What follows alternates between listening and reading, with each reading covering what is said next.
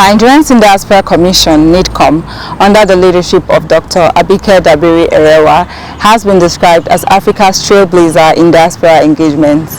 You want to know who gave the commendation? Just stick around for details. And on our diaspora of the moment, we have a Nigerian-American professional female basketball player with the Sparks Basketball Association Los Angeles. She is breaking the glass ceiling. This episode of your favorite show is unmissable. I am Adirele Merit Grace, standing in for your usual anchor, Koyisola Adetumbi. The show promises to be exciting. Please stay.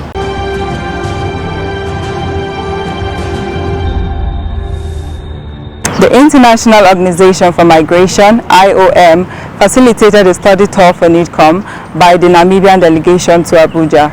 Take a listen. The movement of persons is something that we cannot stop. People moving from one country to another country, from one region to another region, it's something that we cannot stop, and it's something that we can manage. And Namibia, like any other countries over the world, became a country of origin, country of destination, and also country of transit. And in 2019, Namibian government started the process of developing the migration policy, a policy which was supported by the International Organization for Migration, technically and also financially. And in 2020, we launched the policy, and labor migration policy, which is aimed at looking at the facilitation of the movement of persons looking for a job, and it's looking to the key areas such as social protection, the benefit that the migration is coming with, and also we are also trying to mitigate the adverse impact comes with migration. Then in the same vein, we are also in the process of developing diaspora policy, which again look at the issue of diaspora, and we want to integrate the diaspora issues in the national development agenda. So this is the policy which has been coordinated by the Ministry of International Relations and Cooperation in Namibia. And while the labor migration policy is coordinated by the Ministry of Labor, Industrial Relations and Employment Creation. So those are the policies that the one that we have developed and those that we are developing. So now that Namibia, we do not have those integrated policy, we thought of coming to Nigeria. According to our researchers, we realized that Nigeria is a vast experience in terms of implementing and managing labor migration issues. So we thought of coming to this country to learn from your vast experience how things have been done in terms of engaging diaspora, in terms of managing labor migration policy for the development of Nigeria. And again, from our side, the development of labor migration policy is also for the development of the country. So we take it at that angle. So with those few remarks, Director of Ceremony and Chairperson of the Commission, we are really here to hear from your vast experience and also share experience how things have been done in terms of managing and regulating labor migration policy. I think for me, Nigeria is one of the countries in the region that has actually done quite a lot in the area of diaspora, and thanks to your commitment. For Southern African region as a whole, the issue of diaspora has not been the front runner in terms of what we have made, in terms of progress. And IOM, of course, has been working with a lot of the member states to see how we can lift up to the level where Nigeria is, and of course Ghana as well. Both countries are quite doing it well, and that's why IOM is really working around the clock to support some of those member states in terms of people to see what we can do to maximize the potentials that diaspora present for the development. And even I am very excited about one point you raised about focusing more on the African diaspora, and I think for me that has been more issue that we have not been focusing on. When you look at it statistically, the percentage of Africans that migrate within the African region is more than those that go to Europe. And that's why I'm so excited with the African Union policy framework that talks about the African that we want by 2063. And the issue of diaspora is very key, especially focusing the diaspora who are within the African continent. So we will be very much supportive of that ideology and that particular program to see what we can do as IREN to support that initiative, maybe at the global level, at the continental level, and also at the national level. So thank you so much. So this particular visit is coming in the wake of the interest that the government of Namibia has shown to be able to work with their diaspora. And I think there's only one country in the region, the whole 16 countries, that has policy on diaspora. The Zimbabwe government, they are trying to do a lot. Also only Nigeria. Sorry? Only Nigeria. Yeah, only Nigeria, so to say. Yeah. They are planning, we're actually supporting Mozambique to develop a diaspora policy because the issue of diaspora in the South African region has not been well articulated. And that's why IOM has stepped in to see what we can do. And one of the major issues had to do with the issue of remittances cost, which is usually the highest for the South African region. And that has caused a lot of issues in terms of how diaspora members are able to send remittances back home. So we are looking at a lot in those areas to see how we can support.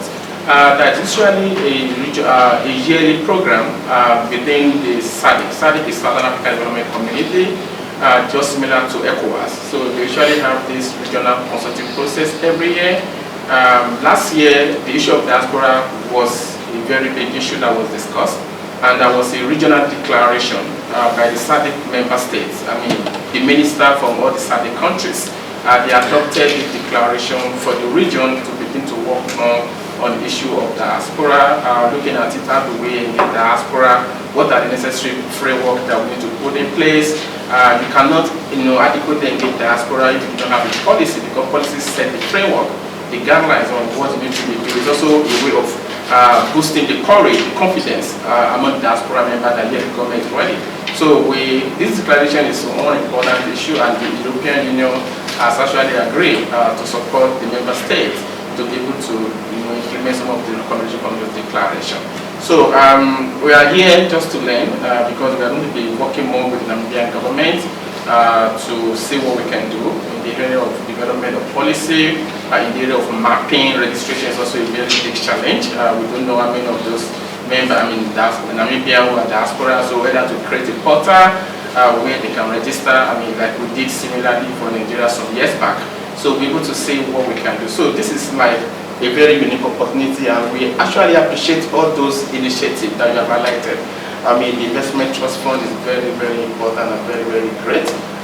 We're going to see how much of these practices we can replicate within the context of supporting the other countries in advancing the work on diaspora. The short diaspora needs a policy and a law on its own. So the first thing is we had a law by Parliament setting up the establishment of Nigeria's in diaspora commission. So with the law, we're given the mandate to ensure that Nigerians in the diaspora are able to be part of the policies, programs of the Nigerian government. And why do we start a nation together? Because we're talking about human capital development. We're looking at almost about 17 million Nigerians in the diaspora. And they are doing great things all over the world. So why would we have our brothers and sisters out there and not see how we can be part of the progress and development of their country? And we look at other countries, India, Pakistan, Israel, China, cannot talk about their development, not talking about their diaspora. So we are glad that they do not have a law. And then by 2021, Mr. President, finally set up the commissioner. So we are just less than 3 years old. We're 3 years in July this year. And we'll give you a copy of our mandate, what we're here to do, how we're going about it, an action plan. So the next thing is to have a diaspora policy. So you have a law setting up the commission. Now we have a policy to guide the commission so that we can drive the policy. And we have long-term, short-term, medium-term goals. And we work with the International Organization for Migration to put together that policy. That policy took years, but we finally were able to get it done with the help of the International Organization for Migration and the EU. and some other relevant government agencies. So now we also have a policy to guide the way we do our job. So there's a policy, there's an agency to implement the policy in Nigeria. So we ensure that first thing is engaging with the Nigerians in the diaspora. Many years ago, under President Olusegun Obasanjo, he set up what you call the Nigerian Diaspora Organization, like an NGO, an umbrella body of all Nigerians in the diaspora. But it's an NGO, it's not binding. So NIDCOM now has a lot of backing it. So, but we realized that we needed more than just having an NGO, because some Nigerians will want to participate, some will not. So we started with that and upgraded to what we have today. So first thing is to engage with the Nigerians in the diaspora. So we try to do as much engagement as we can. But the number one engagement is with the president himself. Everywhere President Buhari travels, he meets with the diaspora. So everywhere he goes, no matter how many or how little, he has set aside a time to meet with the diaspora. If we've gone there before, if the schedule is too tight or he has to do with some of these conferences where it's packed full, we go ahead with the dedication to meet with them. So it's always part of the presidential agenda to meet Nigerians in the diaspora. And that has helped a lot. So during that period, we hold presidential town hall meetings. They sit with the president, discuss with him, and he encourages them. And he has three things he always tells them. Do not forget home. You are number one ambassadors. And always ensure that you put in your best and do all you can back home. Another thing, we want to concentrate on Africa. Every time we talk about Europe, America, there are so many Nigerians on the African continent that are doing great. So with the support of Ireland, we're coming to Namibia first. Okay, we will. Yeah, but seriously, we need to focus more on the African continent and connect more with our people. When we were in Ethiopia, I was amazed at what I saw. In Kenya, I was amazed at what I saw. So, and we need to really, we started with the African continent. There's no debate about that. Then we also do have what we call the Diaspora Day. So July 25 every year is dedicated as National Diaspora Day. So it's in the policy. So it's fully recognized by the Nigerian government. And what do? We get Nigerians from all over the world who come home. So it's our own national day for the diaspora. So we come home, we have a seminar, we have a conference, we get together, we party, and we have fun. And we celebrate ourselves as Nigerians. In Africa, Nigerian diaspora send the largest amount of money back home to the continent in terms of remittances. So I think it's Nigeria and Egypt. And here's the thing, if you're sending $24 billion up to your country. Now this money goes into daily activities, so my brother, my sister, Medicare, education to help them, but it has a strong effect on the economy. So we're talking of almost 6% of our GDP. It's almost 80% of our national budget. It's more than the budget of some states in Nigeria. So that shows the importance of the diaspora. And we're saying that we're even just scratching the surface. If we tap into all Nigerians in the diaspora, the remittances will probably triple. So there are some sending informally that is not even captured. So in other words, Mr. Twinde went to Namibia, he's coming home, please give my brother $500, it's not captured. So Central Bank has now introduced a policy of $5 to $1. You send in $1, you get $5. And it has helped. It has even boosted. We thought it would go down in COVID, but it has even gone higher. So we want to encourage more formal channels of remittances. We now said, listen, beyond remittances, why don't we do a bit better than that? So we decided to have the Nigerian Diaspora Investment Trust Fund. In other words, a fund where you can actually decide that, listen, I want to invest in my country. So imagine a pool of 1 million diasporas putting $1,000. That's $1 billion. So we're going to set up a $2 billion Diaspora Investment Trust Fund. The federal government puts in their own share into the fund. Mr. President has already given the approval, so we're at the stage of working to put the structure together. So and then we determine what they want to do with the money. So you can decide that you want to encourage small businesses.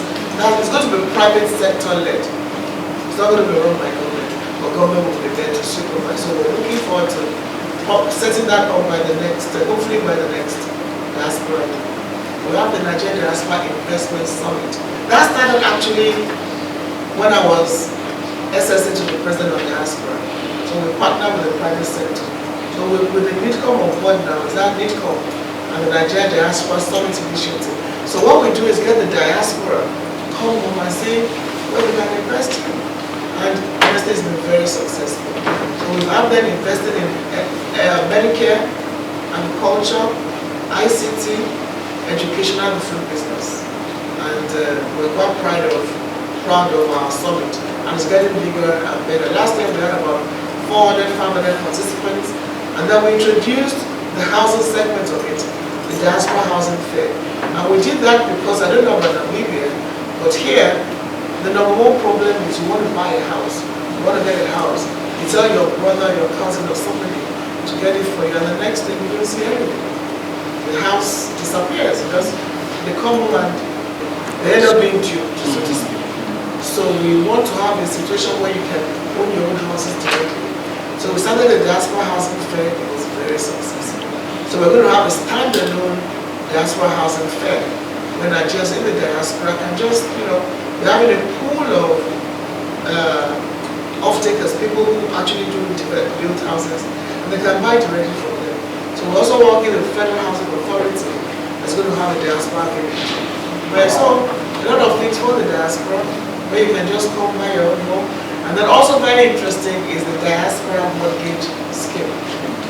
So the Federal Mortgage Bank of Nigeria will make it possible for the diaspora to be able to get a mortgage of about 50 million naira. So you can own your own home, you can add more to it and get the house of your dreams. And I think that is very exciting to the diaspora. Thank you, NIDCOM and our strategic partners. Meanwhile, the Secretary to NIDCOM, Dr. Sule Yakubu Basi, took the delegates around the nitty-gritty of diaspora engagements. Enjoy the interactions. Right from day one, we have mainstreamed our diaspora as part of our development agenda. We see them not as foreigners per se.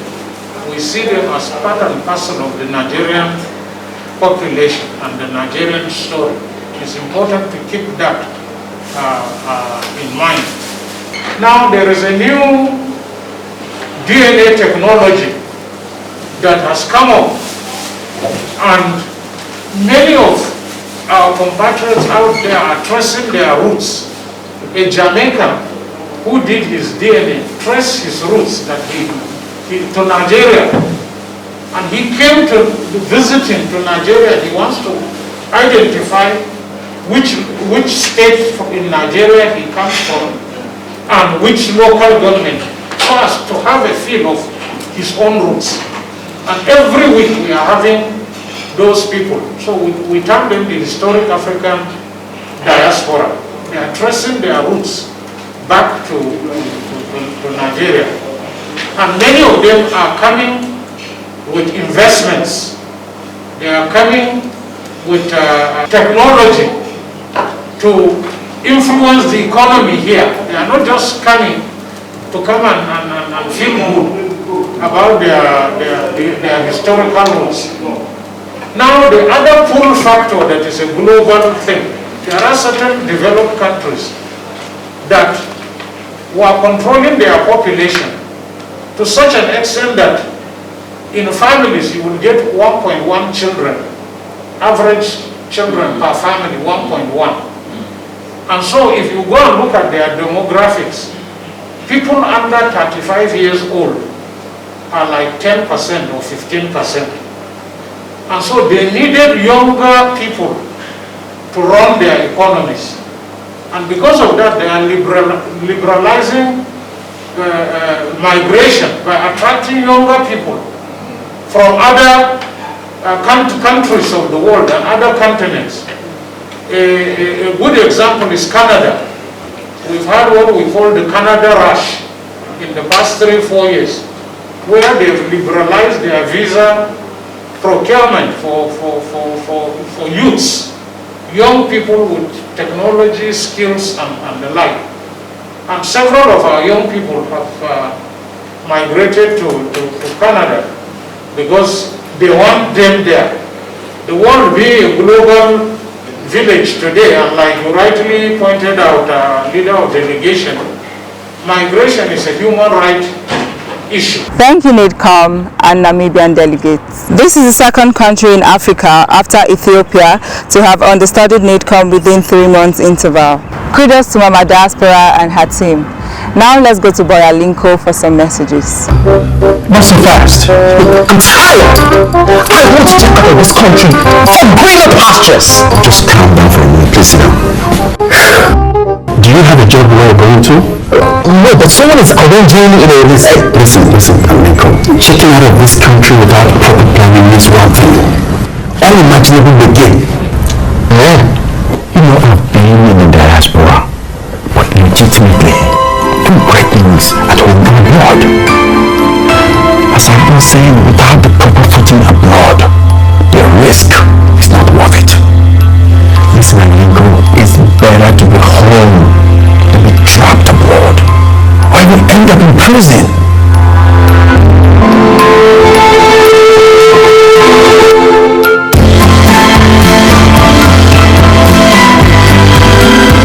Welcome back. If you must travel, travel legitimately. Our diaspora of the moment is Chineye Chini Ogumike. Chini was born on the 21st of March 1992. She is a Nigerian-American professional basketball player for the Los Angeles Sparks of the Women's National Basketball Association. As of the year 2020, she became the first black woman to host a national radio show for the ESPN, also being the first WNBA player to do so. She was one of the first and the youngest commentators ever to be named an NBA analyst for the network covering the NBA, WNBA, and a variety of sports, while simultaneously playing in the WNBA. Chini is a graduate of Stanford University, where she majored in international relations. She played in the 3 Final Fours and finished as the conference leader in scoring and rebounding as of January 3, 2014. Chini's career highlights has been filled with various numerous awards such as the Gatorade National Player of the Year 2010, 2-time WNBA All-Star in the year 2014 and 2018, WNBA Rookie of the Year 2014, and the WNBA All-Rookie Team 2014. As of 2016, Chini was elected Vice President of the WNBA Players Association and signed an endorsement deal with Adidas. In May 2018, Chini signed a multi-year contract with ESPN to become a full-time basketball analyst. Congratulations, Chineye Chini Ogumike. We celebrate you as our diaspora of the moment. Thank you for staying all through the program. We hope it's been worth your while. And in case you have anything to share with us, please don't hesitate to do so as we expect feedback on our show. Remember, you can reach us on all our social media platforms. On Facebook at Nigerians in Diaspora Commission. On Instagram at NIDCOM_gov. On our YouTube page at NIDCOM_gov. On our Twitter page at NIDCOM_gov. And on our website at www.nidcom.gov.mg. You can also join us on DSTV at NTA Network and NTA International on Tuesday at 3:30 p.m. On NTA International on Friday at 3:30 a.m. On NTA International on Saturday at 11 a.m. and on NTA News 24 on Sunday at 10:30 a.m. You can also join us on WAP TV on Thursdays at 9 a.m. and on WTV on Wednesdays and Sundays at 8 a.m. And you can join us on Ben TV London at 4:30 p.m. on Saturday.